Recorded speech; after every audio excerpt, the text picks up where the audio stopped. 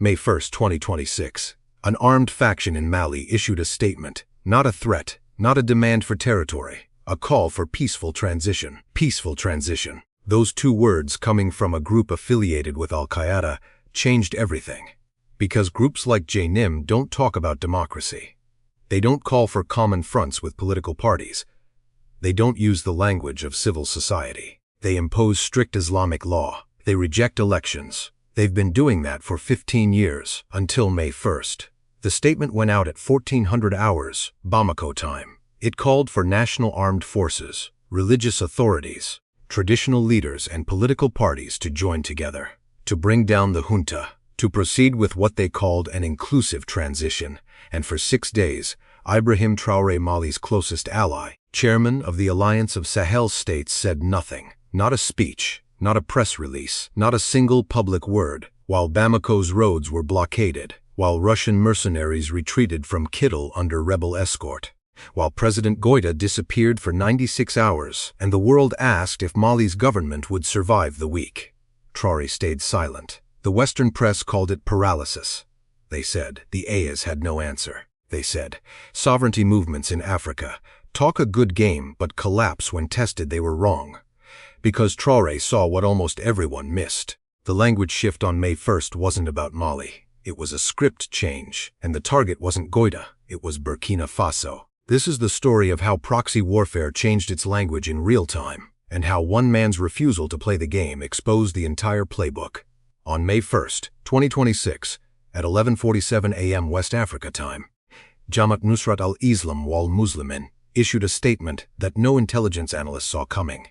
The group, an Al-Qaeda affiliate that had just coordinated the largest synchronized assault in Sahel history, called for a common front with political parties, national armed forces, religious authorities, and traditional leaders to bring down Mali's junta and proceed with what they called a peaceful and inclusive transition. Read that again. An organization that seeks strict Islamic law across the Sahel, that had killed Mali's defense minister just 4 days earlier, was now using the language of democratic coalition building. The statement landed 72 hours after 10,000 to 12,000 fighters attacked 6 cities at exactly 4:56 in the morning. Kidal had fallen. Colonel Assimi Goïta had disappeared for 96 hours, then reappeared without explanation.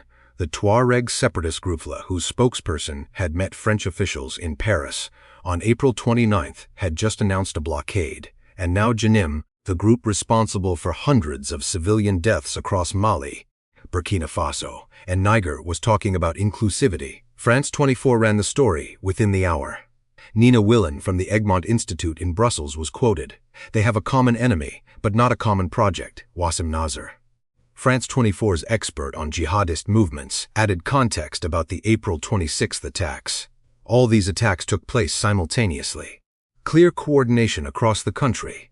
The Western press framed it as a turning point. They were wrong. Here's what actually happened.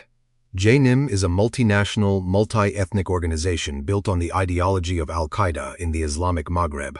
The FLA is a Tuareg separatist movement pursuing independence for Azawad, the northern region of Mali. Djenabou Cissé from the Foundation for Strategic Research in Paris put it plainly. One is multinational and multi-ethnic. The other is rooted in a specific people. These groups do not share a vision for Mali's future. They share a target. Jihadist organizations do not do democracy. They do not form coalitions with political parties. They do not call for inclusive transitions. When they use that language, it means something else entirely. In 2015, researchers at the Center for the Study of Civil War in Oslo published findings on what they called legitimacy pivots, the moment when non-state armed groups shift from military language to political language, not because they've changed ideology, but because they've hit a tactical ceiling. Cambridge University Press published the proof in a volume titled Rebel Governance in Civil War. The pattern was clear. When proxies fail militarily, they pivot to legitimacy language. Western governments spent the next decade quietly ignoring it. Ibrahim Traoré clearly read it. The May 1st statement wasn't ideological evolution. It was tactical desperation dressed up as political maturity. And the timing, 72 hours after the largest coordinated assault in the region's history, made the script obvious. Look at the sequence. April 26th. Synchronized attacks across 6 cities. April 27th. Kidal Falls. Defense Minister Camara killed. April 28th. Goita reappears after 4 days of silence. April 29th. FLE spokesperson meets French officials in Paris. April 30th. JNIM announces blockade. May 1st. Peaceful transition statement. That's not a military campaign followed by a political awakening. That's a coordinated pressure campaign with a media component built in from the start. Paul Melly from Chatham House told Reuters on April 28th, the attacks show that Russian mercenaries only have a limited capacity. Ulf Lessing from the Konrad Adenauer Foundation added, they made the conflict worse by being brutal and not distinguishing between civilians and combatants. Andrew Leibovich from the Klingendale Institute called it a dramatic setback for the Malian government. The Western analysis focused on Wagner's failure. They missed the script change. JNIM had used legitimacy language before in localized ceasefires, in negotiations with village elders, but never at this scale, never with this level of coordination, and never with a call for coalition building that included national armed forces. That last part was the tell. You don't call for a common front with the military you just attacked unless you're reading from a script written somewhere else. The statement included no demands, no conditions, no timeline. Just the language of democratic transition, dropped into the news cycle at the exact moment when Western outlets were running stories about Wagner's collapse and Goita's disappearance. Nina Willen was right. They had a common enemy, but not a common project. What she didn't say, what the May 1st statement made clear, was that the common enemy wasn't Goita. It was the idea that African governments could operate outside the framework that had governed the Sahel since 1960. Syria 2013. Libya 2011. The pattern repeats. Armed groups that cannot win militarily shift to legitimacy language. Western media amplifies the shift as evidence of moderation. Governments that resist are framed as obstacles to peace. JNIM's May 1st statement followed the script perfectly. The language was new. The strategy was 60 years old. The adaptive destabilization framework doesn't need proxies to win. It needs them to create the conditions under which any alternative looks worse than the status quo. JNIM's May 1st statement wasn't about overthrowing Goita. It was about making the alternative a Sahel governed by leaders like Traoré, who reject external dependency, look chaotic, dangerous, and unsustainable. But the May 1st statement wasn't about Mali at all. It was a test, and the target was Burkina Faso. JNIM and FLE are ideologically incompatible. One seeks to impose strict Islamic law across the entire Sahel. The other wants independence for the Tuareg people in the north. They've fought each other for years. Yet on April 26th, they coordinated attacks across 6 cities at 4:56 in the morning. Simultaneously, 10,000 to 12,000 fighters moving as one. That level of coordination doesn't happen by accident. It requires months of planning, external funding, shared intelligence. Someone wrote the script. And the May 1st statement, the one calling for peaceful transition, reveals something even more calculated than a military offensive. Because the target wasn't just Mali. April 29, 2026. Paris. A spokesperson for the FLE, the armed faction that had just coordinated an assault on 6 Malian cities, sat down with French security officials.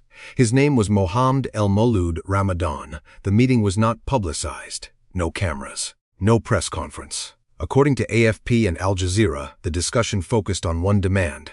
Russia must withdraw from Mali. Not just Kidal, the entire country.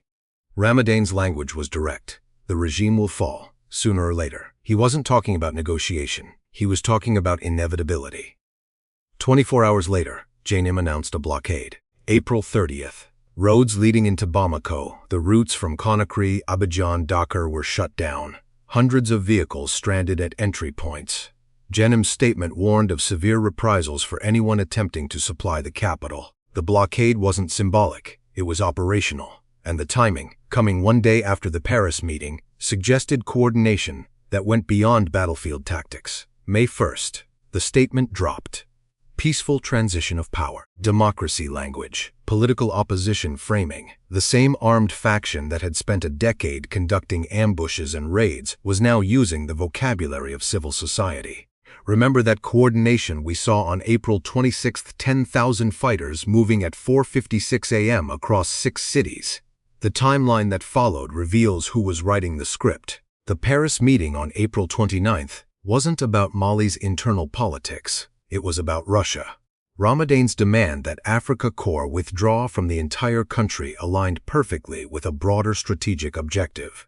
Algeria had already mediated Russia's withdrawal from Kidal. According to Al Jazeera, that negotiation happened quietly, with Algeria leveraging its shared border with northern Mali to position itself as a neutral broker. But the Kidal withdrawal was tactical. What Ramadane was demanding in Paris was total. And then, one day after that meeting, the blockade began. One day after the blockade, the peaceful transition statement appeared. The sequence wasn't coincidence, it was scripted. Here's the trap. If the AES deploys ground troops to break the blockade or secure Bamako, Western media has a ready-made headline. AES aggression in Mali. The narrative writes itself. Burkina Faso and Niger, intervening to support a junta that refuses democratic reform, become the aggressors. JNIM, using peaceful transition language, becomes the moderate opposition. The adaptive destabilization framework doesn't need proxies to win militarily.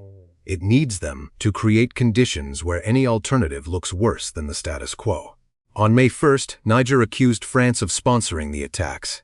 France denied the allegation, but denial doesn't address the timeline. April 29th, FLE spokesperson meets French officials in Paris. April 30th, JNIM blockade begins. May 1st, peaceful transition statement. The pattern is clear. The question isn't whether external actors are involved. The question is what they're trying to achieve. Legitimizing rebellion as political opposition changes the rules. If JNIM is framed as a legitimate political actor rather than an armed faction, intervention becomes harder to justify. Western governments can point to the May 1st statement as evidence of moderation. Media outlets can describe JNIM's demands as reasonable. And any government that resists any leader like Traoré who refuses to accept the framework can be framed as the obstacle to peace. This is the same playbook used in Syria, 2013, in Libya, 2011. Armed groups that cannot win militarily shift to legitimacy language. Western media amplifies the shift. Governments that resist are framed as authoritarian.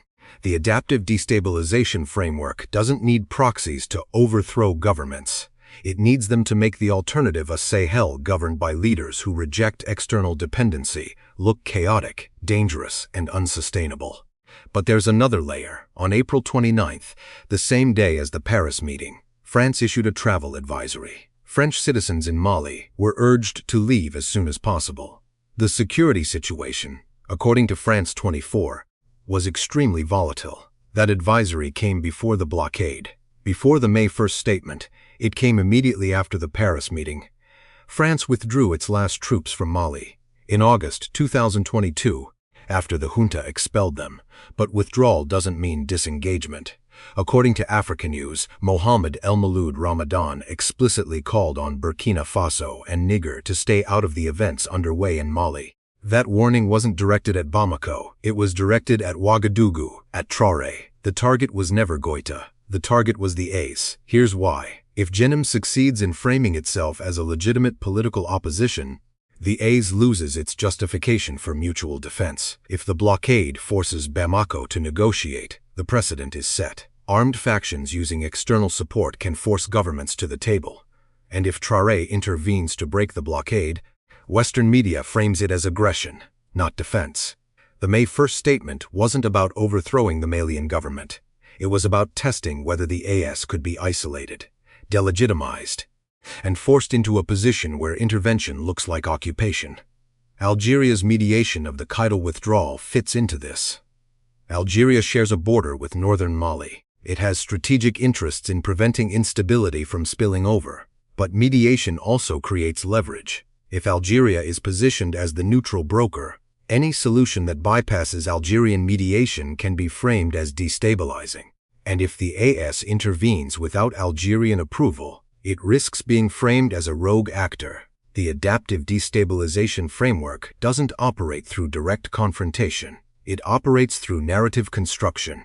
The goal isn't to defeat Traoré militarily, The goal is to make his model sovereignty, resource control, rejection of external dependency look unworkable, and the May 1st statement, with its peaceful transition language, was designed to do exactly that. But the statement didn't come from JNIM alone. The timeline makes that clear. The Paris meeting on April 29th, the blockade on April 30th, the statement on May 1st, the French travel advisory issued before the blockade even began. Someone knew what was coming. Someone was coordinating the sequence. And when you see who met with the rebels in Paris 2 days before the statement, the entire operation becomes clear. France met with FLA leadership in Paris on April 29th. 2 days later, JNIM issued a statement calling for peaceful transition and common fronts with political parties. 2 days. The timeline isn't coincidence. It's coordination. And here's what makes it brilliant.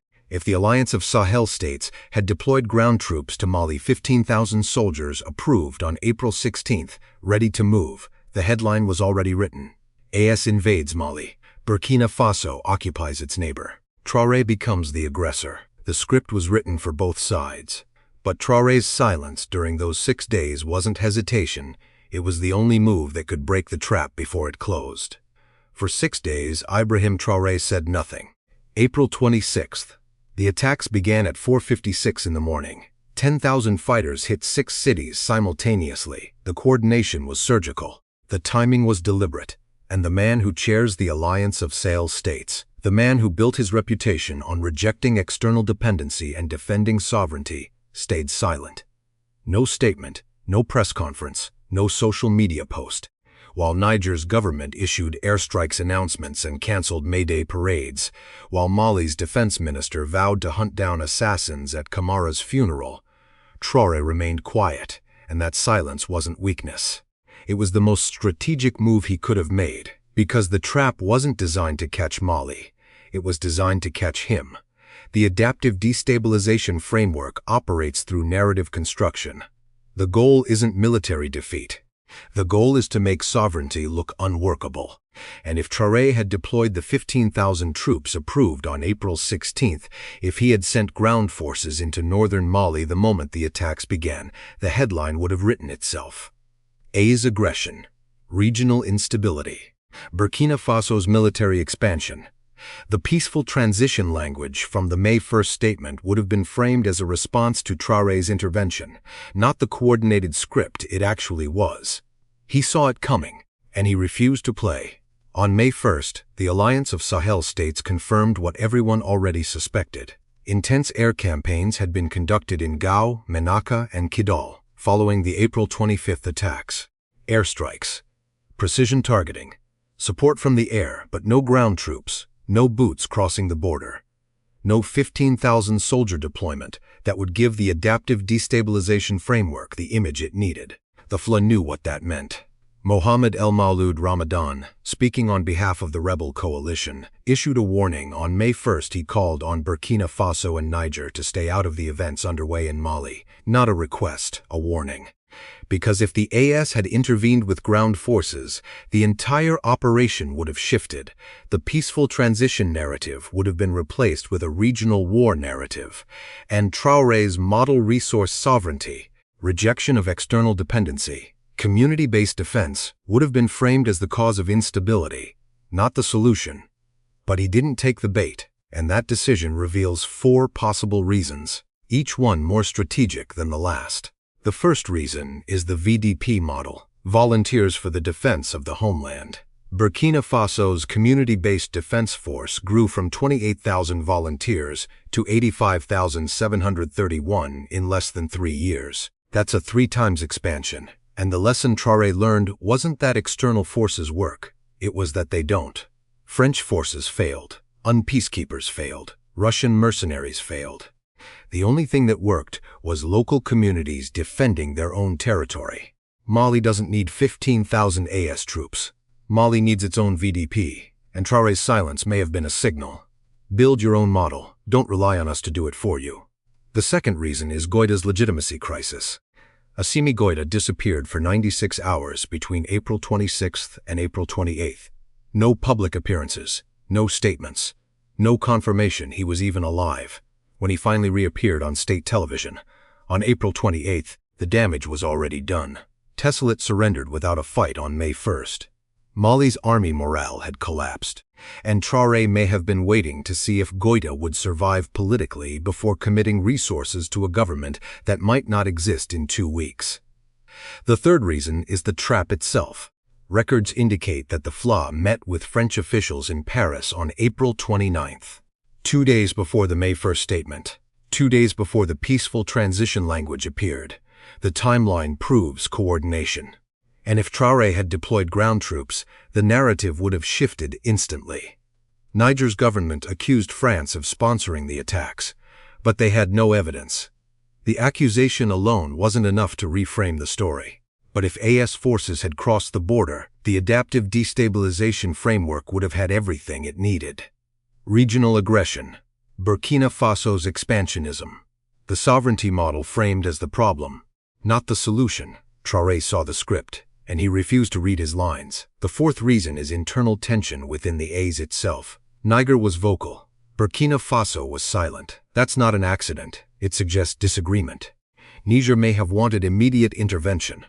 Traoré may have wanted Mali to fix itself, and the fact that airstrikes were conducted but ground troops were not suggests a compromise. Support from the air but no boots on the ground. No image that could be weaponized. The fact that you're still watching, that you made it this far, means you already understand something most people refuse to see. Silence isn't always hesitation. Sometimes it's the only move that exposes the trap before it closes. Traoré's historical pattern makes his silence even more significant. He's been vocal on sovereignty issues. He's rejected French influence publicly. He's built his reputation on Pan-African rhetoric and anti-colonial resistance.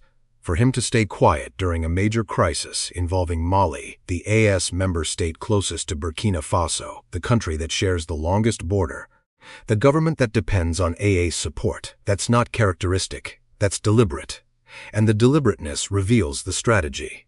If Traoré had spoken, he would have been forced to choose: support Goïta publicly and risk being tied to a collapsing government, criticize Goïta and fracture the AAs, deploy troops and fall into the trap, stay silent and let the operation reveal itself. He chose silence, and the operation revealed itself. The April 29th meeting in Paris, the April 30th blockade, the May 1st statement with its peaceful transition language, the French travel advisory issued before the blockade even began. The timeline doesn't lie. Someone knew what was coming. Someone coordinated the sequence. And when the FLA issued its warning on May 1st, when Mohamed El Maloud Ramadan told Burkina Faso and Niger to stay out, it confirmed what Traoré already understood. This wasn't a rebellion, it was a script. And the only way to break the script was to refuse to play the role assigned to him. The adaptive destabilization framework doesn't operate through direct confrontation. It operates through narrative construction, and narrative construction requires actors who follow the script. Traoré didn't follow the script. He stayed silent. He conducted airstrikes, but deployed no ground troops. He let the operation expose itself, and by May 1st, when the peaceful transition language appeared in the JNIM statement, the trap was already visible. But visibility doesn't mean the trap is closed. It means the next move matters even more. Traoré's silence wasn't hesitation. It was the only move that could expose the trap before it closed. If Ibrahim Traoré had deployed ground troops to Mali between April 26th and May 1st, the headline was already written. AS invades Mali. Burkina Faso occupies neighbor. Sovereignty movement becomes aggressor. The script was written for both sides. JNIM gets legitimacy language. Traoré gets framed as the problem. But silence broke the script. No troops meant no invasion narrative. No public statement meant no soundbite to twist. Airstrikes confirmed on May 1st kept the military pressure on without crossing the line into occupation. The trap required Traoré to play his part. He refused. And what he did instead, what the 6 days of silence actually accomplished, rewrites the playbook for sovereignty movements for the next decade. The adaptive destabilization framework doesn't need its proxies to win. It needs them to make the alternative look worse. That's the trap. And on May 1st, when JNIM issued its statement with peaceful transition language, the trap was already visible. But visibility doesn't mean safety. It means the next move determines whether sovereignty survives or collapses under the weight of its own contradictions. Traoré understood something that most leaders miss. The framework doesn't operate through direct military confrontation.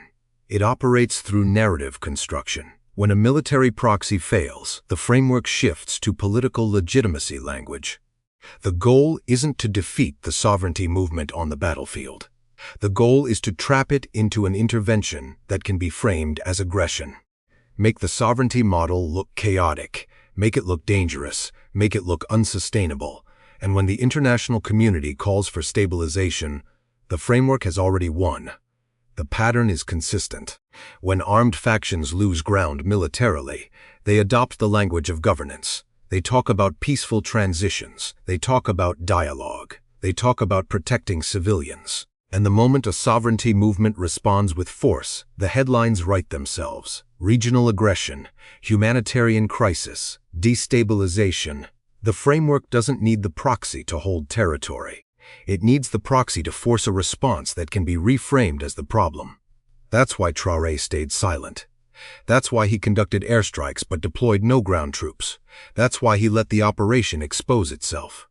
Because the moment Aya's forces crossed into Mali, the narrative would shift. The story wouldn't be about a coordinated proxy operation with external backing. The story would be about Aya's aggression, and the adaptive destabilization framework would have exactly what it needed. But silence alone doesn't solve the problem. Silence exposes the trap. It doesn't close it. And what happened in Mali between April 27th and May 1st revealed something deeper than just a failed proxy operation. It revealed the structural weakness that makes the trap possible in the first place. On May 1st, Mali's Army and Africa Corps forces evacuated Tessalit before the rebels even arrived. According to reports reviewed by African News, no clashes took place. The forces scattered southward. The surrender happened without a fight. And that collapse wasn't about military capacity. It was about morale. It was about a defense structure built on external support rather than internal legitimacy. Mali has tried external forces before. France deployed Operation Serval in 2013, then Operation Barkhane in 2014. They stayed until August 2022, when the junta expelled them. Paul Melly from Chatham House noted that the French never really had a chance to pacify this vast country. The United Nations deployed MINUSMA with 13,000 to 14,000 peacekeepers. They were expelled in 2023, and the withdrawal was completed by 2024. They failed to prevent territorial losses. Russia's Africa Corps arrived in 2021 with roughly 2,000 fighters. They retreated from Kidal on April 27th and Tessalit on May 1st. Paul Melly observed that Russian mercenaries only have a limited capacity. Ulf Lassing from the Konrad Adenauer Foundation noted that they made the conflict worse by being brutal and not distinguishing between civilians and combatants, which has made it easier for jihadists to recruit fighters. According to analysis from the Robert Lansing Institute, armed groups expanded territory since Russia arrived. 3 external forces, 3 failures, and the pattern is clear. External forces don't build the internal legitimacy required for sustainable defense. They create dependency, and when that dependency collapses, the defense structure collapses with it. Traoré knows this. That's why Burkina Faso built the VDP model. Volunteers for the Defense of the Homeland. 85,731 volunteers. 3 times the growth in 2 years. Community-based defense. Not foreign mercenaries. Not peacekeepers. Not expeditionary forces from former colonial powers. Local communities defending their own territory with their own legitimacy. The VDP model works because it's rooted in the population it defends. It doesn't require external logistics. It doesn't require foreign political will. It doesn't collapse when international priorities shift. And it doesn't create the narrative vulnerability that external interventions always create. When a community defends itself, there's no aggression headline, there's no destabilization narrative, there's just defense. That's the lesson Traoré is teaching Mali, not through lectures, not through public statements, but through silence, through refusal, through letting Mali face the consequences of a defense structure built on external dependency. Because the only way Mali survives the adaptive destabilization framework is by building its own VDP model, its own community-based defense, its own internal legitimacy. This isn't criticism of Mali. This is the hard truth that sovereignty requires. External forces failed in Mali. French forces failed. UN forces failed. Russian forces failed. And the reason they failed isn't because they lacked firepower. It's because they lacked the one thing that makes defense sustainable: legitimacy rooted in the population being defended. Traoré's silence on May 1st wasn't abandonment. It was the most strategic move available. Because deploying AS ground troops into Mali wouldn't solve the structural problem. It would just create another dependency, another external force that could be framed as aggression, another narrative vulnerability for the adaptive destabilization framework to exploit. The framework wants AS to intervene. It wants the sovereignty movement to look like the aggressor. It wants the international community to see chaos and call for stabilization. And the only way to break that cycle is to refuse to play the role assigned. Let the proxy operation expose itself. Let the coordination become visible. Let the peaceful transition language reveal the script and force Mali to build the internal defense structure that external forces can never provide. That's what happened between April 27th and May 1st. The trap was exposed. The script was visible. And Traoré's refusal to deploy ground troops forced the question that Mali must answer. Will Mali build its own VDP model, or will it continue to rely on external forces that have failed 3 times already? The answer to that question will determine more than just Mali's survival. It will determine whether the sovereignty model can withstand the adaptive destabilization framework. It will determine whether community-based defense can replace the cycle of external dependency. It will determine whether the peaceful transition language that appeared in the JNIM statement on May 1st becomes the new standard for proxy operations across the Sahel. Because what happened in Mali in 6 days will determine how sovereignty movements survive for the next 50 years. So what changed on May 1st, 2026? 3 things. And if you understand them, you understand how sovereignty movements survive the next phase of proxy warfare. First, proxy warfare changed its language. When military proxies fail, the adaptive destabilization framework doesn't retreat. It shifts to legitimacy language. Jim's statement wasn't moderation, it was a script change. The same forces that spent 15 years destabilizing Mali through violence switched to democracy rhetoric in 48 hours. That's not evolution, that's adaptation. And the target wasn't Mali's government. It was the sovereignty model itself. Because if JNIM can claim legitimacy while Traoré refuses to negotiate, the narrative becomes Burkina Faso is the obstacle to peace. That's the trap. Second, Traoré called the bluff by refusing to deploy ground troops. The trap required him to play his part. Deploy forces, create the A's aggression headline, give the adaptive destabilization framework the narrative it needed to isolate Burkina Faso diplomatically. He stayed silent for 6 days. Airstrikes kept pressure on JNIM positions, but no ground troops meant no invasion narrative. The script broke, because the operation wasn't designed to survive without Burkina Faso's participation, and when Traoré refused to participate, the entire framework became visible. Third, silence is now a weapon when the enemy changes tactics. Traoré understood what almost everyone missed. The May 1st statement wasn't about Mali. It was about making the sovereignty model look unworkable. If Burkina Faso deploys troops and Mali still falls, the narrative becomes community-based defense failed. If Burkina Faso refuses to deploy and Mali falls, the narrative becomes the AS alliance is fractured. Either way, the adaptive destabilization framework wins, unless you refuse to play. And that's what Traoré did. He let the script run without him, and when the script ran without the protagonist it was written for, the entire operation collapsed into visibility. That's the new doctrine. When proxy warfare changes its language, don't change yours. When the enemy offers you a role in their script, refuse to audition. When the trap is designed to work whether you act or stay silent, choose the option that exposes the trap itself. Because what happened in 6 days between April 27th and May 1st wasn't just about Mali. It was about whether sovereignty movements can survive the next evolution of destabilization. And the answer is yes. but only if they understand that the adaptive destabilization framework doesn't stop adapting. It just changes the script. So here's what I need you to do. If this video showed you how proxy warfare changed its language on May 1st, and how Traoré's refusal to deploy exposed the entire operation, hit the like button, not for the algorithm. Because this analysis doesn't exist anywhere else, and the people who need to see it won't find it unless you signal that it matters.